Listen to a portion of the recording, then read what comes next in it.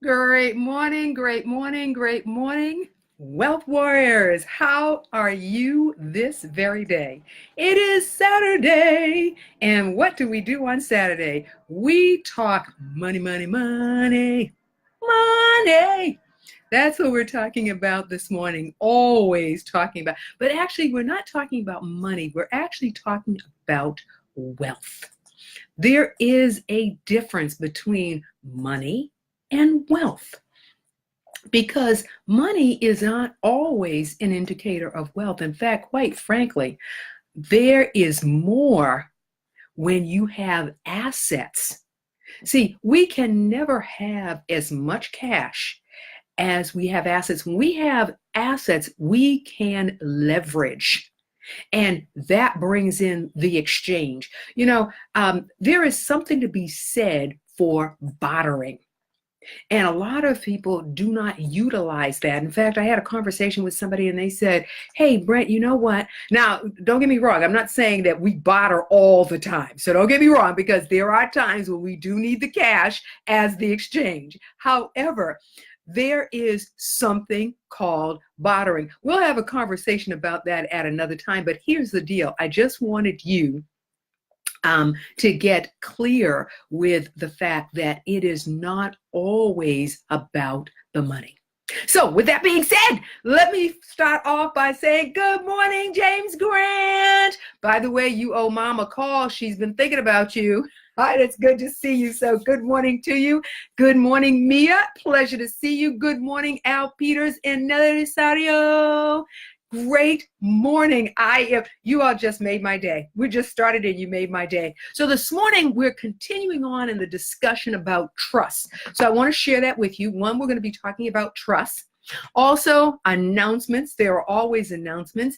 And I want to know what you are doing as well as we get closer to the end of the year. So with that being said, trust. I wanted to read off a specific definition of trust. So this is part 2 of the trust conversation. And it reads, a trust is a 3-party fiduciary responsibility. So you remember when I said to you how it has a separate tax return because it is a separate entity? Well, that's what it's talking about here. It says a trust is a 3-party fiduciary responsibility in which the first party, the trustor or the settor, transfers property upon the second person for the benefit of the third party. So let's use an example. Let's say if it was myself and my mother. She is actually the beneficiary. Okay, so somebody transferred something upon her, or she is the recipient rather. So it got transferred upon me. I am the trustee for the beneficiary. Now, do I own any of it? No, I do not.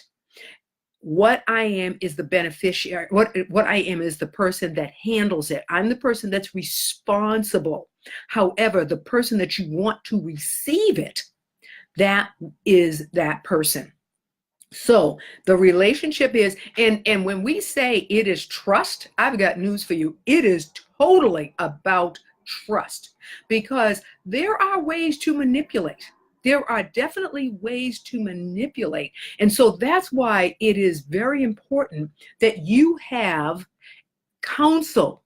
In fact, the counsel is going to ask questions that you are going to sit up and go, why is he or she asking those questions? But the reason they are is because they want to make sure that everything is right and in order, and that the beneficiary actually gets what they're supposed to get. The trustee is a person, not only do you trust, you almost want to vet that person. Now, what is vetting? Vetting is looking into their background. Do they owe money to anybody? Because they're the person that signs the check. They're the person that authorizes the funds be allocated. So in a matter of speaking, The beneficiary, although that person is the recipient, that beneficiary can have some challenges from the trustee because the beneficiary, again, signs the checks or allocates the funds. Now, some would say, okay, well, why don't we get two trustees? It required two signatures. Well, yeah, that you can do that. That does make a lot of sense. Depending on the relationships that you have, it may warrant getting another person involved. So again, trust. The word trust in and of itself infers that they are people, because this is people that are involved, that they are people in which you vetted, you understand their background, you understand their motive and their motivation. So let me run back to the front of this conversation and say, why would you even bother to get a trust? Excellent question. And before I go on and answer that question, let me give some shout outs and some good mornings again. Adrian Weber, good morning. It is good to have you aboard. So again, James Grant is on board. Mia, Mia, I apologize. McVeigh, I hope I'm saying it right. If I am not, please correct me. Al Peters, thank you for the good morning and the like. And Adrian Weber. I want to give a shout out to Joyce Swinson. And there were so many of you that checked in with Joyce. I want to say thank you. Joyce vicariously is a clear member of the production team. She is always up ahead of me. I could wake up at 4 o'clock. Like she said, Brent, I'll already be up, already reading, probably been reading a half an hour by the time you wake up. So I give kisses to you. We are talking this morning about trust. But before we go into trust, I want to give some announcements. I want to say I am so enthusiastic and excited that there are people from the Wealth Warriors, the Wealth Warrior community, that will be with us on Tuesday. Tuesday is a mixer. It's a mix and mingle event. It is celebrating the great stuff that has happened to us in 2018. I know Al Peters will be there. I am so psyched. Juanita Grant is going to be there. Albertha Bogan is going to be there. Welu is going to be there. Monica, oh my goodness, Monica, I'm going to just leave it with Monica, is going to be there. There are a host of people that are going to be there. We have secured two individuals that are going to be speaking. One is Robert Nichols, who is the CEO of Boston Trust Realty Group. Only going to be talking for a few moments, just a few pearls of wisdom. He is going to be there, really excited. Beverly Cummings, who is 82 years old. She is an entrepreneur, real estate investor, is going to be there sharing her pearls of wisdom. As she likes to say, listen, I've been here through the civil rights movement and through the period of time when women were encouraged to be on welfare rather than own their own property. So she is going to be there as well. Arthur Little, thank you, rephrase, Arthur Lyle, thank you for being with us. So those things are happening on Tuesday. In a few days, this upcoming Tuesday, November 13th. It's going to be at the Freedom House in Roxbury, Massachusetts, the newly renovated Freedom House, I'll have you know. And that's going to start at 6:30. We do have a few tickets left, so you can go up to Eventbrite, mix and mingle. There are some, as of last night, there were still some tickets left. It's almost sold out. A number of the categories are already sold out. So go on up and check. But I am so enthusiastic that I'll be seeing some of the Wealth Warrior community on Tuesday evening. So that's the major of majors that's happening for the rest of this month. So with that being said, let's pick it up where we left off, and let me share a few more details about trust. And I'm actually reading from a piece that I have seen on trust because I didn't want to leave it to myself. So let's go on a little bit further. We said it's the transfer of property. I'm going to tell you something. My thought process is, by the end of 2019, I won't own anything. Everything is going to be in that third party. Everything, the car, the this, the that, the other. Why would I want to do that? Excellent, excellent, excellent question. And that at least for me personally, each party has to do it for themselves. That is so that I can maintain not only a lifestyle, protect the assets, and ensure that they get passed on to the next generation. And that next generation are the beneficiaries. Now, so let me finish this out. And it goes on to say, transfer a property. Property can be all kinds of things. It can be your vehicle. It can be a set of books that are precious. It can be thank you. I love what Al said. I'm sorry, I had to stop with that. That was wonderful. Beautiful Uptown Grove Hall in Roxbury. Thank you very much, Al. I'm going to tell you, not only do I like it, that's got, I had to put a love note on that one. That is terrific. I really appreciate that. So continuing on, property is everything. Remember last week in Trust Part 1, I shared with everyone that you want to list out everything. You want to exhaust your brain with all of the assets that you have. So the asset can be the business that you want to leave. Suppose you own a network marketing business. In a matter of speaking, you technically own a network marketing business. You're an independent contractor of that. You want to find out, can I leave that for the next generation? And in fact, questions like that, the guru is Mr. Al Peters. He is the guru of network marketing. So you want to talk to him about that one. Can you leave that as an asset? All of these pieces become assets, and we are about the wealthy protect their stuff. That's what else can I say? They protect their stuff. Those that are not wealthy, we tend to put it into wills and things of that nature. You don't want that stuff in a will. You want your assets already protected. So again, let me go back and continue. Transfers a property upon the second party for the benefit of the third party, of the beneficiary. The trust is created by a will and arises after the death of that first party. Now, want to be very clear, there are different types of trusts. So you're going to talk to legal counsel about that. The trust takes effect when the party, that first party that transferred that property or those assets passes away. Here's something that's really important for you to know. Trusts last 20 years.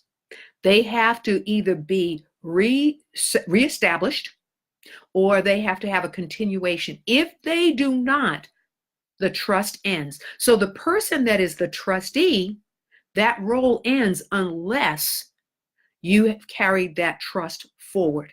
And the interesting thing is many of us do not know about trusts. And as a result of not knowing about the trust, what ends up happening is time goes by very quickly.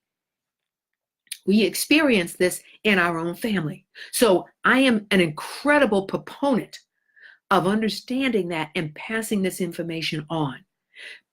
Be sure of who you are selecting. That is critical. Vet them. Find out where their head is at, because it is a legal binding arrangement. It is a legally binding arrangement. And if you have, there are living trusts, there are non-living trusts. There are trusts in which once they are set, they are set. You do not get a chance to go back and do a reiteration of them. That's why it is so critical, so pivotal that you get this information. You probably recall me sharing a gentleman's name by the name of Alan Kaczynski. Alan Kaczynski runs a trust class. You can look him up on Facebook. Send him a message. When are you running your next trust class? In fact, I'm going to encourage you to go and take the class before, that was for emphasis, before you actually sit down with your legal counsel. Why? Because you want to, we're not becoming junior attorneys. We're not becoming paralegals. We are gathering information. And it is a family affair. This is a community. It's a family community. So we're gathering information so that we can propel ourselves forward. How many times have you gone on a yard sale? For those of us that do it, yes, I do. In fact, Dorchester has some phenomenal yard sales. How many of you heard about a person picking up something and finding out that it is worth thousands of dollars? Somebody threw it out because it was old, and then you find out it's thousands of dollars later. That's why it is asset protection. That's why it requires planning. No, it requires planning followed by the capital A. What is the capital A?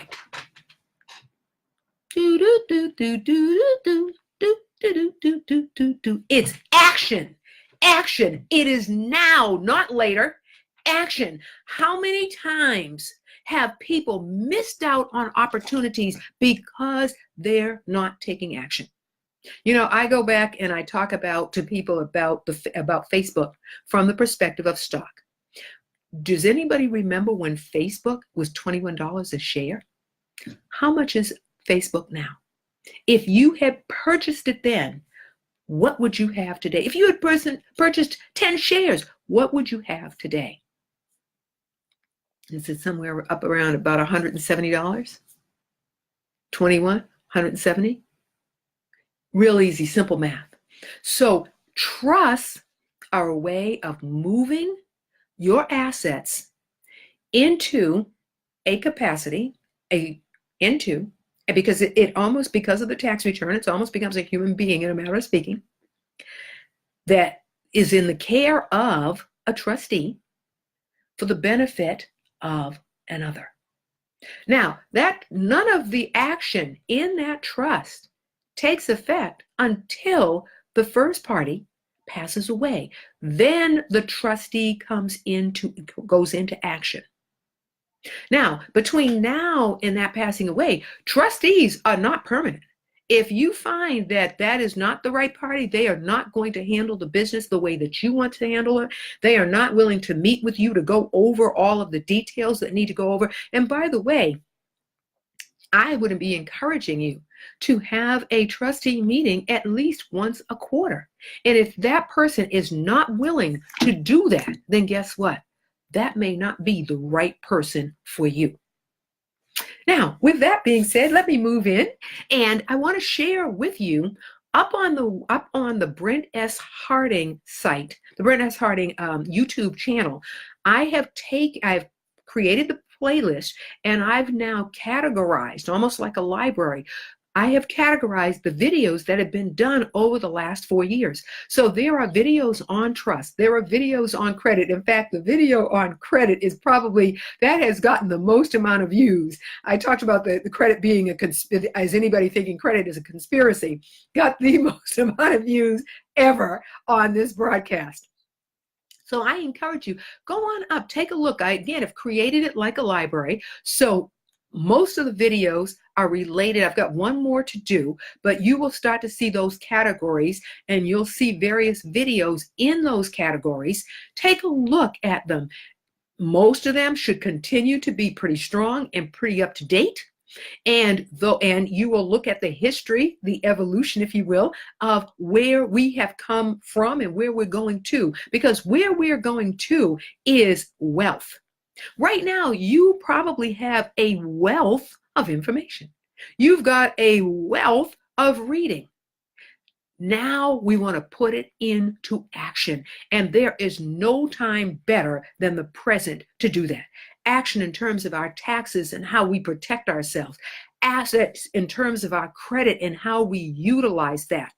Assets in terms of real estate. And I'm sharing with you, what are we talking about? You know the bell curve. So you know the storm. We are in the storm. We are fastly approaching. We've gone from the form stage. We are just approaching about 2020. We should be in the storm stage. That's when you are literally going to see people, you're going to see them selling stuff out of their cars. Cash is going to be king. So you are going to be positioned to leverage the cash to acquire acquisitions. Beautiful word, acquisitions. So let's take a recap right now up to this point. Last week, part one, we talked about trust. We talked about the fact that there are a variety of trusts. Probably the simplest trust of all is a nominee trust, but you're going to have to do your homework. Trusts are an asset protection vehicle. Now, one of the reasons why you do not hear a lot about trusts, especially if you're talking to a financial advisor, if there are any financial advisors here, no disrespect intended, but typically you do not hear conversations about trusts because there's no money to be made by individuals on the trust. In other words, you are not investing dollars in something to get a return, hoping to get a return, because it's the assets that exist. Now, here's the thing. The trustee's responsibility is to grow the assets. That is a fiduciary responsibility. In other words, that trustee cannot let it just sit dormant and do nothing. They have a responsibility. Now, the trustee is entitled to be paid. The trustee can be paid in a number of ways. The trustee can be paid by a percentage. The trustee can be paid for a period of time, but the trustee actually deserves to be paid. The trustee can be paid a stipend. However, the point is the trustee is actually entitled to receive remunerations for the work that they do. You set the tone for that. It may be that when a property is sold, then the trustee will get a small percentage as a trustee fee. So it's not that you have to put cash out right now. However, you have to know that the trustee is in fact entitled to be remunerated. Now, when it comes to family, therein lies the rub, especially when somebody says, well, how come I wasn't appointed as the trustee? I'm a trustworthy person. I'm one of your family members. In this regard, we're talking about family in terms of who's going to be the beneficiary. We're talking about family in terms of knowing that this exists. However, when it comes to the trust, I'm not saying a family cannot be involved. I'm not saying a family member should not be. However, everything has to be in writing. In fact, it has to be in writing because in order for the trust to file a tax return, it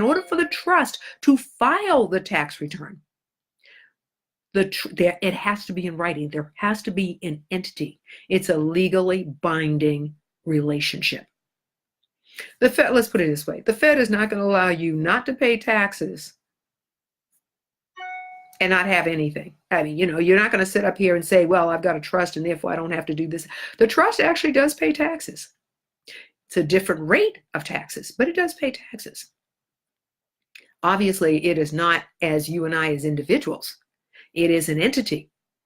It does pay taxes, not to the extent that you and I do. However, it is an entity. That's why the wealthy move things into trust. You ever see those commercials, BDO, this one, and the father says, well, how are we going to do this? And she gives the idea, and she talks about the trust, and we're going to put it in a trust, and that's how we're going to do that. And the father says, oh, well, she says it came from BDO. So important that as we're wrapping up, we'll be in year 5. And year 5 is going to really be about what did we accomplish? Is your life better as a result of the work that you've been doing? Have you really been creating the wealth? Next year, 2019, 5 years. I was looking back at the videos. I couldn't believe it. 5 years. So what did we accomplish? 2019 is the telling year for the Wealth Warrior Group.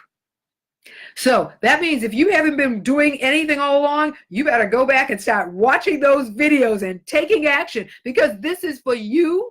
It's for your legacy. It's for your family. It's for the next generation. That's why we began the journey, so that we could live our lives and then we could pass it on to the next generation. So with that being said, let's do a wrap up. We've been talking about trust for the past 2 weeks. I encourage you rather, I can't want for you, I can encourage you, I can inspire you to go on to the Brent S. Harding YouTube channel and look up the videos on trust. That's one. Second, what I want you to understand and realize is that you are going to have to be the agent of action. You are going to have to do that work. Next, if you want to create a business this day to utilize that as part of your tax action, that means you want to help reduce your taxes and you are looking to create something right now, I'm going to encourage you to reach out to Al Peters. He is the king and the guru when it comes to network marketing businesses.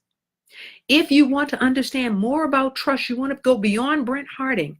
You know what? I have no pride of authorship. If you want to go beyond me and get information, then I am going to encourage you to reach out to Alan Kaczynski because he runs trust classes, and the detail that he gives you is worth every bit of money that you're going to spend. I want you to look up Sandy Botkin and get his book on ownership, on entrepreneurship, on taxes. He covers entrepreneurship, small businesses, large businesses, everything that's tax related. Excellent, excellent, excellent book. Another shout out to everybody that has been with us today. Arthur Lyle, Adrian Weber, Al Peters, Mia. And Mia, you're going to have to please teach me how to say your last name correctly. James Grant, Nelly Rosario, Regina Jones-Jenkins. Regina, I will see you on Tuesday. Joyce Swinson, thank you for the morning. Everyone, please, I beg of you, this is our time. It's our time to create wealth for the next generation. It is important now to bring family members into the community so that they can learn, they can grow, and we can make a difference. What is the definition of insanity? Repeating the same thing over and over, hoping for different results. Breakthrough.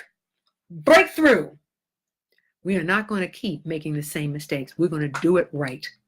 With that being said, I am in great anticipation of seeing so many of you on Tuesday evening at the Great Stuff for 2018 Mix, is celebrating the great stuff of 2018 Mix and Mingle.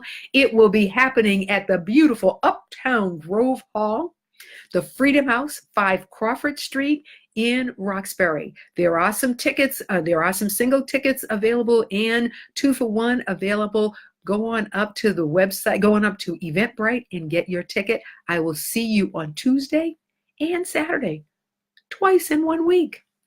Hey, go out today, be extraordinary, and have an amazing day. Bye-bye now.